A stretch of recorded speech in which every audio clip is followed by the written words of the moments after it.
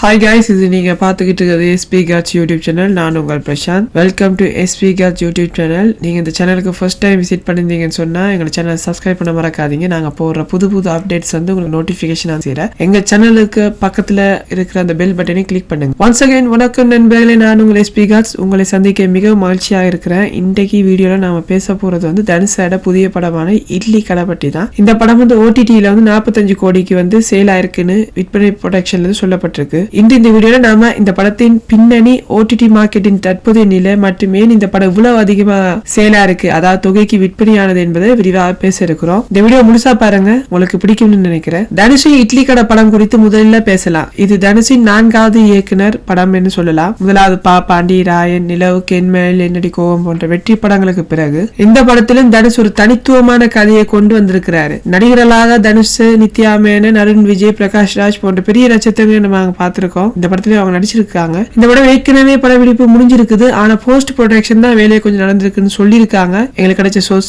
அடிப்படையில. இப்போது OTT மார்க்கெட்டின் நிலைமை என்ன? கொரோனா காலத்துல OTT நிறுவனங்கள் எந்த விலைக்கு கொடுத்தாவது படங்களை வாங்கினாங்க. ஆனா இப்போது அந்த டிமாண்ட் இருக்குதா இல்ல குறைஞ்சிடுதா? ஏன் budget, content quality, viewer response எல்லாம் கணக்கில் எடுத்தா வாங்குறாங்களான்னு ஒரு கேள்வி இருக்குது. இதனால பல படங்கள் வந்து OTT-ல விற்பனை ஆகாம தவிச்சுக்கிட்டுன்னு சொல்லலாம். ஆனா இந்த சூழ்நிலையில தனுஷின் இட்லி கடை படம் மட்டும் எப்படி 45 கோடிக்கு விற்பியானது என்பது ஒரு பெரிய சாதனையாக பார்க்க முடியுது. அதுவும் தனுஷோட படங்கள்ல இந்த ரீசென்ட் டைம்ல OTT தளத்துல 45 கோடிக்கு சேலா இருக்குன்னா இது பெரிய ஹியூஜ் வெற்றி தான் நம்ம தனுஷா இருக்கு. இந்த படம் இவ்வளவு அதிகமா விலைக்கு விற்பியானது முதல்ல தனுஷின் பிராண்ட் வேல்யூ அவரது முந்தைய படங்களில் OTT-ல் சூப்பர் ஹிட்டான ஆகியிருக்கு. இரண்டாவது இந்த படத்தின் ஸ்டார்ஸ்ட் காஸ்ட், மூன்றாவது தனுஷின் இயக்குனர், டைரக்ஷன் ஸ்கில்ஸ், திறமைக்கான எதிர்பார்ப்பு, இவை அனைத்தும் இந்த படத்தை OTT நிறுவனங்களுக்கு ஒரு பிக் டீலாக இருக்குது. ஃப்ரெண்ட்ஸ், உங்களுக்கு இந்த படம் பிடிக்குமா? உங்களுக்கு கருத்துக்களை கமெண்ட் செக்ஷன்ல பகிருங்க. இந்த வீடியோ உங்களுக்கு பிடிச்சிருந்தா லைக், ஷேர் பண்ணுங்க. அடுத்த வீடியோ சந்திப்போம். முக்கியமா இந்த விஷயத்தை உங்களுக்கு சொல்லி ஆகணும்.